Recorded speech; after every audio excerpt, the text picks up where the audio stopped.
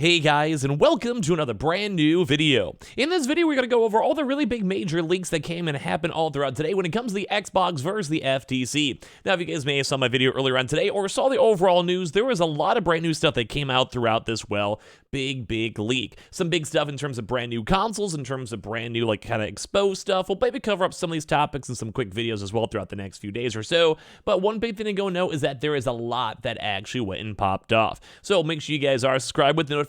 I'll do a little bit more micro videos on it, just in case the topic is not the craziest, or if you guys saw some news already. But I want to kind of give you guys the the big overview of all these things that came out. Kind of give you guys a little bit of a quicker, easier to digest type thing as well. So make sure you guys are subscribed with notifications on. We do a little bit of a bonus stream down below up on Twitch. So make sure you guys swing on by if you guys want, or follow the Twitter too as well. And of course, leave a like, comment, all that good stuff. If you guys want to leave your favorite story too as well, feel free to. But if you guys missed it, basically there was just bad court documents that were updated, and they were not properly all just, redacted, and people are having a chance to see a lot of big stuff in terms of controllers, consoles, news, hardware, and everything. So I'm going to give you guys just the really big overview of all this type of stuff out here. Now, this is all regards now to the big legal case against the U.S. regulators and the Federal Trade Commission, and the same thing too as well. This has been kind of ongoing for quite some time. The documents in question have revealed highly sensitive information regarding Microsoft's gaming arm on Xbox, where the roadmap is going, other games being developed, and everything else too. So like I said, we might do a little bit more of a kind of bonus stuff if you guys want to see. But first and foremost was that Elder Scrolls 6 is an online console exclusive.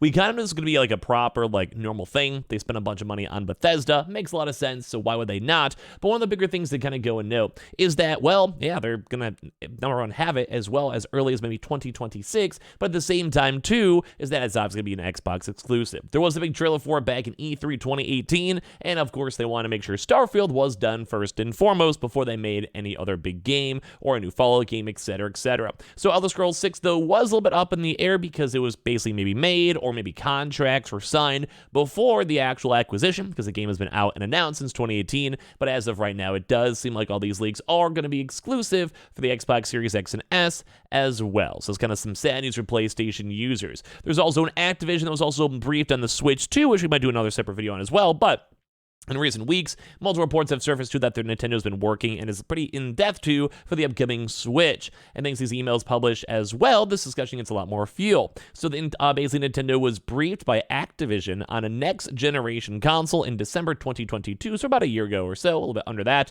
And while heavily redacted, one email revealed preparations for a meeting between Nintendo President Shuntaro and Furukawa and several Activision executives, including CEO Bobby Kotick. A note from Kotick also read aloud during the trial was visible in one of these emails too as well, so basically going to be more aligned with the PS4 and Xbox One, although we had now been seeing newer leaks and it might be a little bit brand higher. Now, we also did make a video on the new brand new Xbox, where there's going to be a brand new refresher for the digital Xbox Series X. So with all this, kind of cool to see, we made a video on this with this faster Wi-Fi, better internal storage, pure digital console, better power efficiency, a better die shrink, which is based on better improved APUs, same price point at $500, USB-C price points, and like I said, they're bumping up the storage hardware to around 2 terabytes instead. So it's always very big to go and see on that one. So all around good stuff on that. There's also brand new controllers too, as well, have also been mentioned too, which is like a little blanket looking controller, which is also a little bit nicer, and also upgrades for Wi-Fi compatibilities as well. There's also a brand new updated consoles, as we mentioned too. So it's going to be a brand new Xbox Series X and S.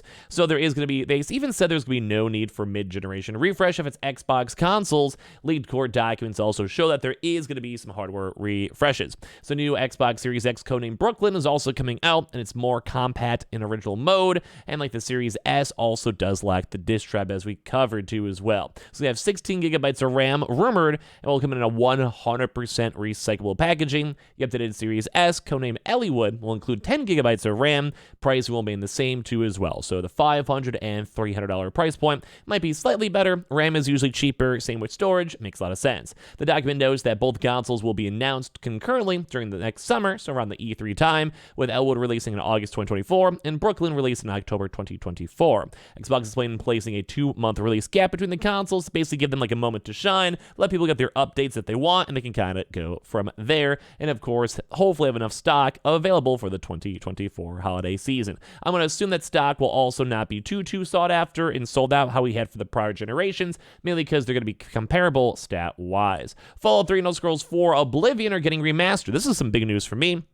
One of the many documents leaked online was also a 3-year-old document, so it may have changed, for Bethesda's release schedule prior to Microsoft's acquisition of ZeniMax Media in 2021. So it does actually have some unannounced games such as remasters for Elder Scrolls 4 Oblivion, which I would play, and Fallout 3, which I'd also going to play. Other information revealed in this document included the fact that Starfield was forecast to generate $900 million, around $1 billion in revenue, though again, this was also probably maybe like better community sentiment, think like Fallout 76, or as well also think about like also being released on PC, Steam, PlayStation, etc. Although I'm sure Xbox is fine with their big bump up on Game Pass. So they had some big stuff for this one too. There's also going to be as well the hybrid as well. They also want to have a hybrid game platform too, trying to push for some of these. They also want to have like some better CPUs, etc., on top of that, which is very, very nifty. Now, there's a few other topics I want to do a bigger deep dive onto, like we're going to do a few smaller videos, but keep this in mind. But yeah, they want to go actually have like a thin OS.